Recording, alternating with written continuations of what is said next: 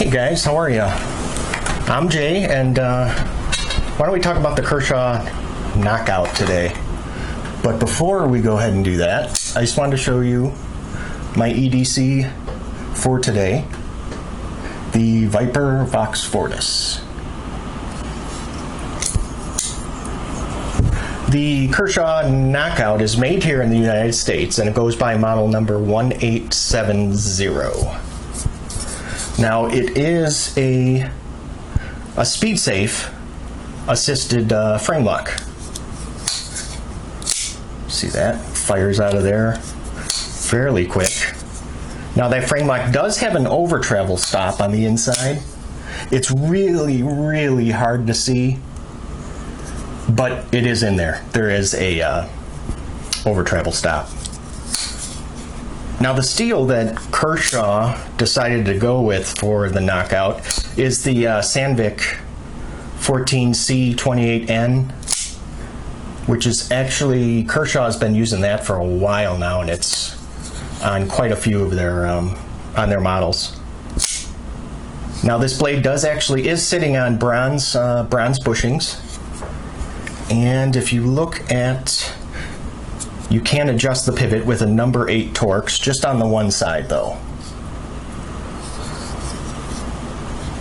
And you might have noticed the blade actually has a very nice black DLC coating, which you can see mine has seen a little bit of use here.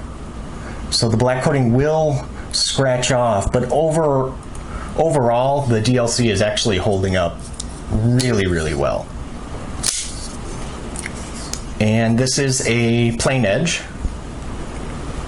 Now, a couple different websites refer to the Knockout as being a hollow grind. Now, I don't know if I believe that. It really looks like a flat to me, and I want to show you this. Let's see if this works out. So if you see the pencil here,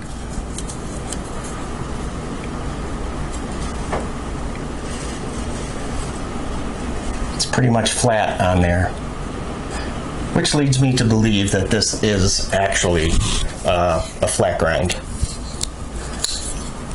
with a drop point as well, of course. Oops, sorry, I bumped the camera there. Sorry, guys. I'll make you throw up. Now, there is a little bit of a sharpening choil there, not a finger choil, but that choil's there for sharpening. So that's always very, very nice to see. Now, are you noticing the absence of jimping? Yes, there is none. I don't know if this knife really needs it because the scales are not totally slick, but I guess maybe just a little bit of jimping probably on the spine of the blade would have been kind of nice to see, but unfortunately there is none. Now, as you know, I really, really like knives that have more than one deployment option. So this one can actually do with either the thumb studs or the flipper, which I really dig. There is an external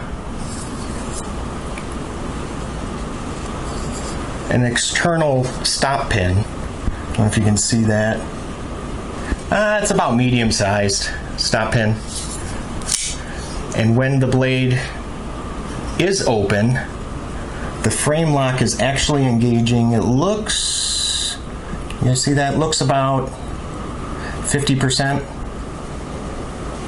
know if you guys can see that. Now, this blade actually measures in comes to 3 1/4 inches long, with a cutting edge of actually 3 1/4 inches as well. Now, the spine of the blade, it doesn't look like it, but it's actually 3 millimeters, or 0.12 inches.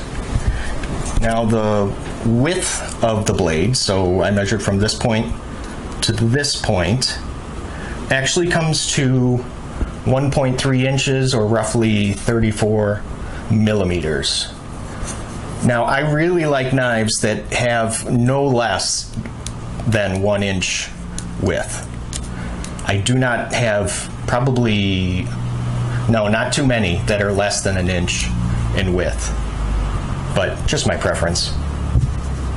The scales of the Knockout are actually some lightweight aluminum. Very nice. And of course there are no liners in there to speak of. The centering, let's look at the centering. What do you guys think? Hold on. I don't know, pretty good to me. That's almost dead friggin' on. Excellent work, Kershaw. Just excellent. If we look at the spine here, the handle, you can see it is of closed construction. Yeah, and the pocket clip. The pocket clip is a deep carry. Oh, let's see, it's right there. But get this, it is actually 4 different positions. So kind of like the Spyderco Paramilitary 2. So yeah, this actually has 4 different options for attaching the clip, which is really nice. The spine, or the handle overall, is actually about 0.40 inches thick, or roughly 10 millimeters.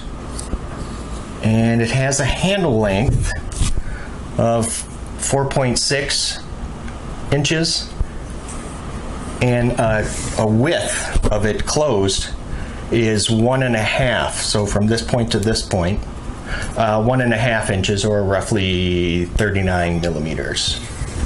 Overall, this blade measures at 7.8 inches with a very, very impressive weight of 3.90 ounces. So, let me get out my scale here, and I want to show you guys this, like I always do.